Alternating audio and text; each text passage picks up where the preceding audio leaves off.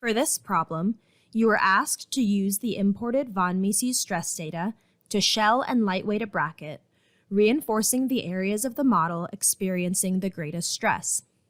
Let's walk through a solution to this problem together. We'll begin by creating a stress field from our point map. We'll use the field from point map block, then smoothen our field. Next, we'll determine our minimum and maximum stress from that point map using the point map values property from our point map variable. Next, we'll create a ramp for our shell. We'll use our minimum and maximum stresses for our in-min and in-max, and we'll use negative values for our out-min and out-max values so that we shell our part inward. Next, we'll use an offset body to shell our part inward using our initial implicit bracket and the ramp that we've created.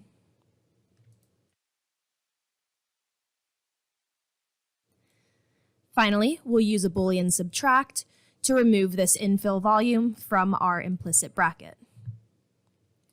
Using the hotkey X to create a section cut, we see that we now have this variable shell.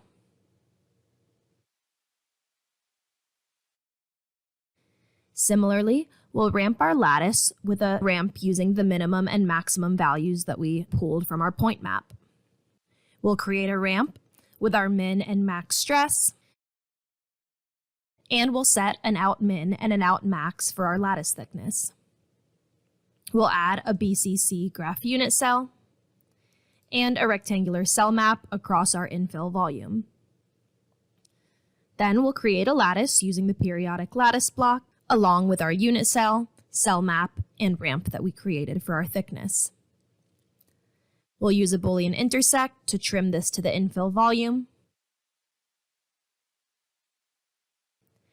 And finally, we'll use a Boolean union to merge this with our varying shell.